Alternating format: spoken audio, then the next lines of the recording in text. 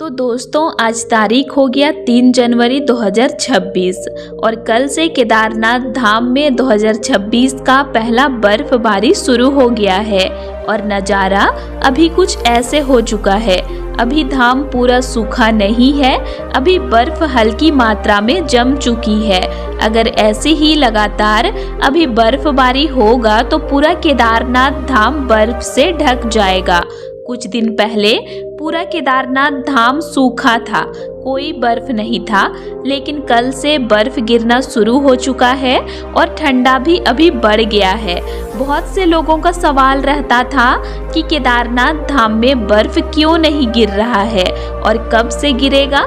तो दोस्तों इस साल का पहला बर्फ गिर चुका है, अभी धीरे धीरे बर्फ काफी ज्यादा गिरेगा।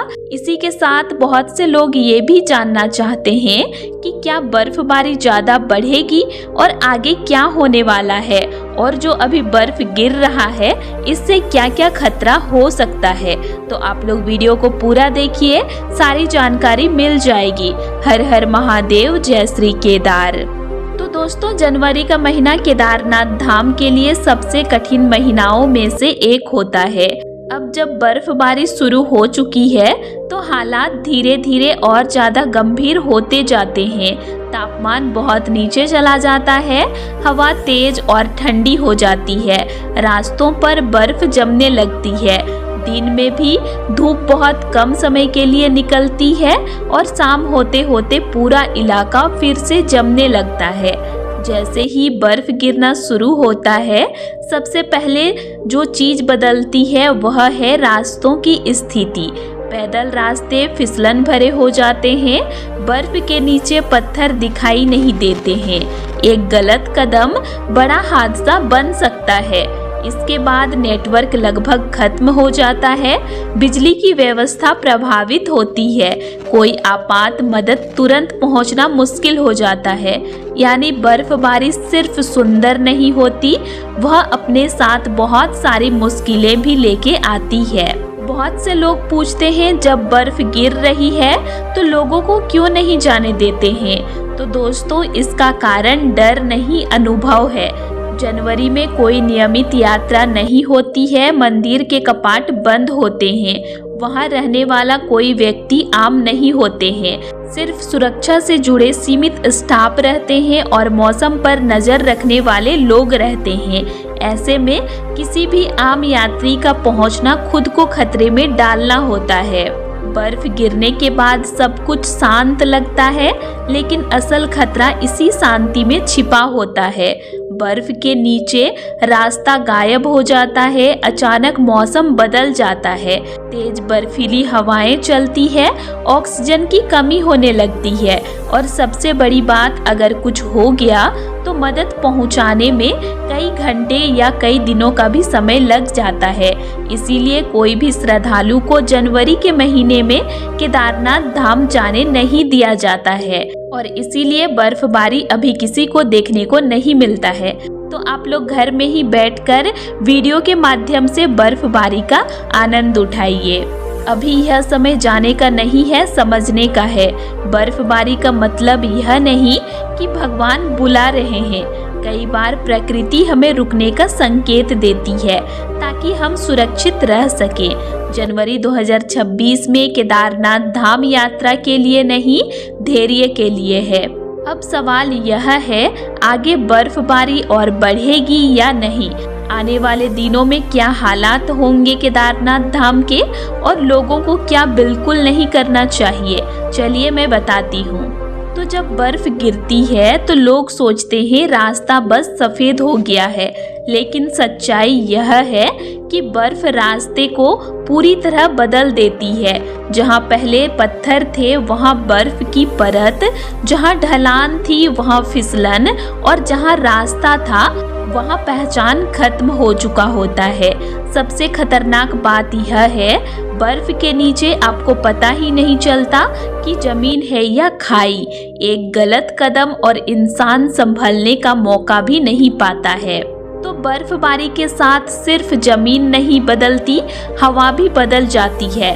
तापमान अचानक बहुत नीचे चला जाता है, हवा चुभने लगती है, शरीर सुन्न होने लगता है। कई बार ठंड इतनी तेज होती है कि हाथ पैर काम करना बंद कर देते हैं और जब शरीर जवाब देने लगता है तो दिमाग भी सही फैसले नहीं ले पाता है। यही वजह है कि जनवरी की ठंड सिर्फ असुविधा नहीं, खतरा बन जाती है। अब एक ऐसी बात जो बहुत कम लोग बताते हैं, बर्फबारी के बाद मोबाइल नेटवर्क लगभग गायब हो जाता है, बिजली बार बार कटती है, संचार व्यवस्था कमजोर होने लगता है।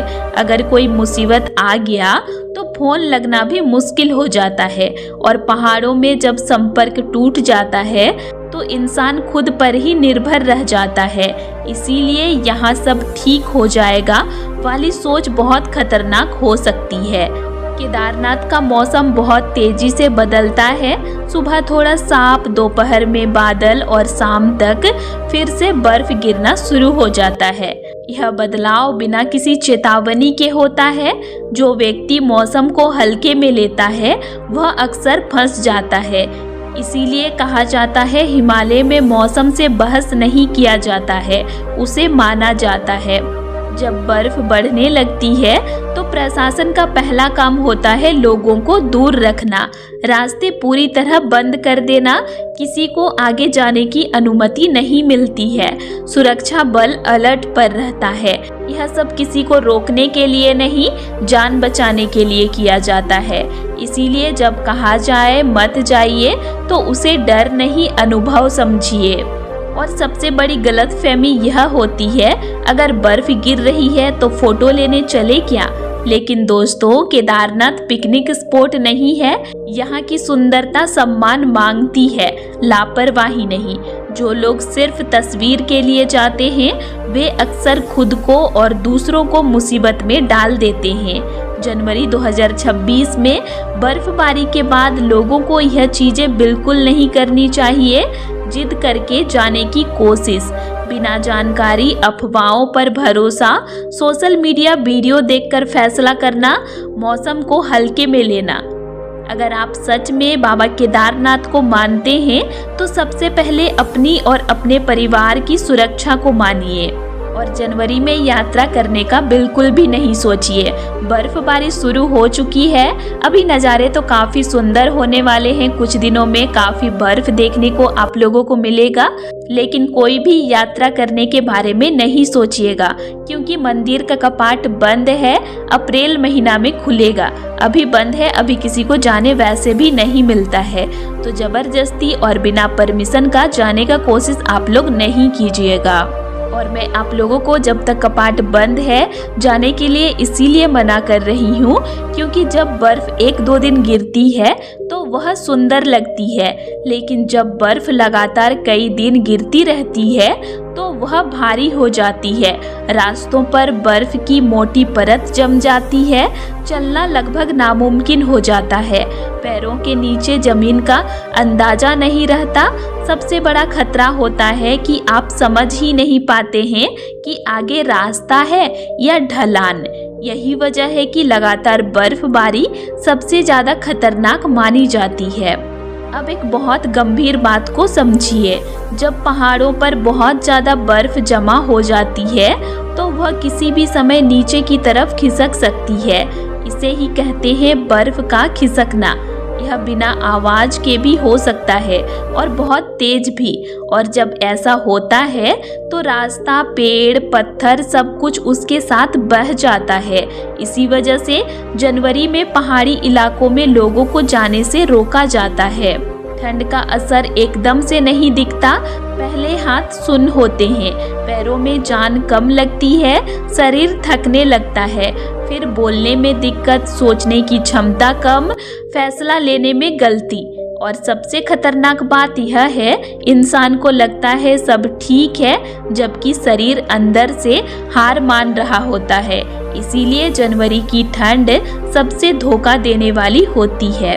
अगर किसी को गर्मी के मौसम में मुसीबत आ जाए तो मदद जल्दी पहुंच जाती है, लेकिन सर्दियों में रास्ते बंद, मौसम खराब, हेलीकॉप्टर उड़ नहीं पाते, पैदल पहुंचना असंभव। ऐसे में अगर कोई फंस गया तो बचाव में बहुत समय लग सकता है और पहाड़ों में समय ही सबसे बड़ी चीज होती है।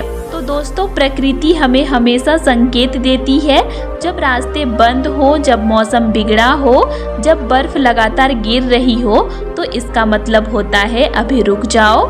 यह डराने का संकेत नहीं, यह बचाने का संकेत है। जो इस संकेत को समझता है वह सुरक्षित रहता है। तो आप लोग अभी केदारनाथ धाम का बर्फबारी वीडियो के माध्यम से ही देखिए। यात्रा करने के बारे में बिल्कुल भी मत सोचिए। अप्रैल में जब कपाट खुलेगा मैं आप लोगों को अपडेट दूंगी, आप लोग तब से यात्रा शुरू कर सकते हैं। तो दोस्तों, अभी आप लोग सुरक्षित रहिए, घर में रहिए। तो आज के लिए इतना ही। और आप लोगों को मेरा आज का इन्फॉर्मेशन कैसे लगा ये मुझे कमेंट करके ज़रूर बताइएगा। और वीडियो अच्छा लगा तो वीडियो को लाइक कीजिएगा और साथ ही चैनल को सब्सक्राइब भी ज़रूर कर लीजिएगा। और अगर आप लोगों को केदारनाथ धाम से रिलेटेड और भी वीडियोस देखने हैं तो मेरे चैनल में अपलोड हैं, आप उनको भी देख सकते हैं।